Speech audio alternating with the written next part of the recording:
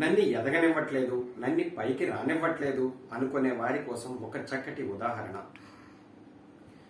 ఒక ముసలి ఆవు మేతకు వెళుతూ ఒక బావిలో పడిపోతుంది.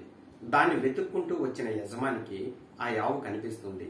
దీన్ని పైకి తీసిన కంటే ఇక్కడే పూర్తి చేయడం మేలు, ఎలా ముసలిది కదా అని అనుకుంటూ ఆ ఒడ్డున ఉన్నటువంటి మట్టిని పోయడం మొదలు పెడతాడు. అప్పుడు ఆవుకు అర్థమవుతుంది, రైతు నన్ను సజీవ సమాధి చేస్తున్నాడు అని చెప్పి.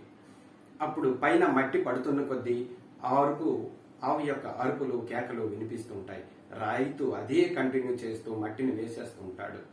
కాసేపటి తర్వాత కేకలు ఆగిపోయాయి. ఆవు చనిపోయిందని తొంగి చూస్తాడు. అప్పటికే ఆవు బయట ఉంటుంది.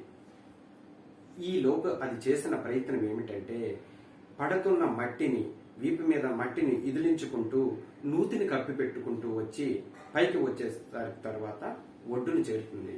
మీరు కూడా మీకు ఎదురయ్యే అవమానాలు నుంచి బయటపడి విజయాన్ని సాధించండి.